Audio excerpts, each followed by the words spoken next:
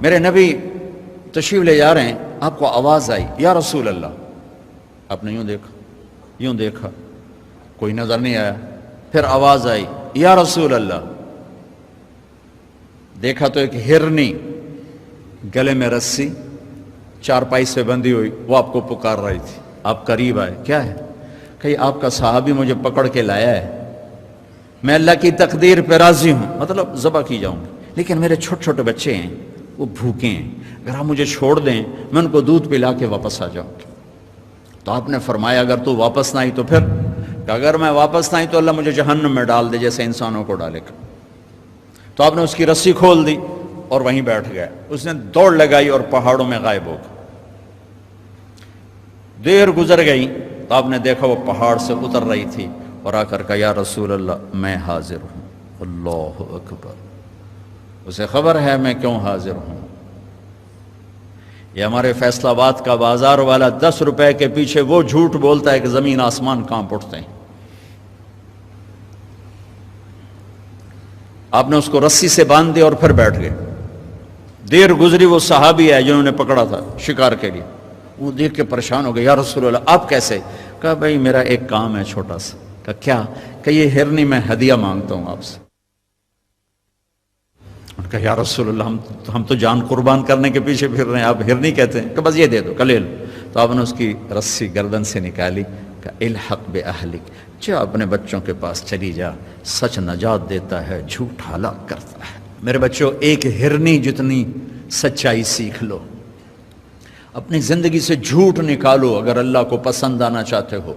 نہ تہجد پڑھو، نہ اشراق پڑھو، نہ اوابین پڑھو، فرض نماز کا تو معافی کوئی نہیں، اس کی تو معافی کوئی نہیں، سچ بولو۔ فرض روزے کی معافی کوئی نہیں، مت رکھو تم نفلی روزے، مت کرو تم نفلی حج۔ فرض حج ہے کرو، فرض زکوٰۃ ہے ادا کرو، فرض نماز ہے نہیں چھوڑ سکتے۔ سچ نہ چھوڑو، سچائی نہ چھوڑو۔ جو قوم جھوٹ اور بددیانت کا شکار ہوتی ہے انہیں دنیا کی کوئی طاقت عزت نہیں دے سکتی، چاہے وہ تہجد گزار ہوں اور چاہے وہ دہری ہوں۔ اور جو قوم سچ اور امانت پہ کھڑی ہو جاتی ہے انہیں کوئی شے ذلیل نہیں کر سکتی، چاہے وہ ایمان والے ہوں اور چاہے وہ 360 پتھروں کے پجاری ہوں۔ اپنی زندگی سے جھوٹ نکال دو اللہ کے واسطے۔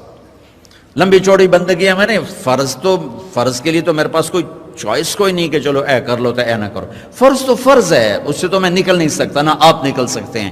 لیکن میرے عزیزو سچے بن جاؤ، سچے بن جاؤ، دیانتدار بن جاؤ، دیانتدار بن جاؤ۔ جو وقت یونیورسٹی کا ہے اس میں اگر آپ اپنے کام پہ جا رہے ہیں تو یہ آپ بددیانتی ہے۔ یہ خیانت صرف یہ نہیں کہ تم نے پیسے میں خیانت کی، ٹائم کی خیانت ہے۔ یونیورسٹی کے ٹائم میں پروفیسر صاحب اخبار پڑھ رہا ہے، یہ خیانت ہے اس وقت کے ساتھ جس کی گورنمنٹ اس کو تنخواہ دے رہی۔ یونیورسٹی کے ٹائم میں وہ حاضریاں لگا کے اور اپنے کام کو جا رہا ہے، یہ خیانت ہے اس ٹائم کے ساتھ جس کی وہ تنخواہ لے رہا ہے۔ اس کو سرکاری گاڑی ملی ہے، اس کے بچوں کو اسکول چھوڑنے جا رہی ہے، یہ خیانت ہے۔ بددیانتی اللہ کی نظروں سے گراتی ہے جیسے پتھر اوپر سے نیچے آ کر گرتا ہے، اور دیانت آدمی کو لے جاتی ہے 7 آسمان عرشوں تک پہنچا دیتی ہے دیانتداری۔ جو ٹائم یونیورسٹی کا مقرر ہے اس سے اگر آپ گھنٹہ لیٹ آ رہے ہو، آپ نے 1 گھنٹے کی خیانت کی ہے۔ خیانت صرف پیسے جوڑ مارنے کو نہیں کہتے۔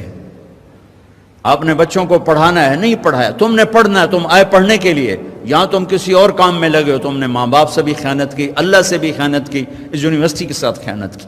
پروفیسر صاحب یونیورسٹی کے ٹائم میں کسی اور کام میں لگا ہوا ہے، یہ خیانت ہے۔ اگر اللہ اس کے رسول کا پسندیدہ بننا ہے تو میں لمبے چوڑے وظیفے نہیں بتا رہا ہوں، چھوٹی چھوٹی 2 باتیں بتا رہا ہوں۔ سچائی، امانت، سچائی، امانت۔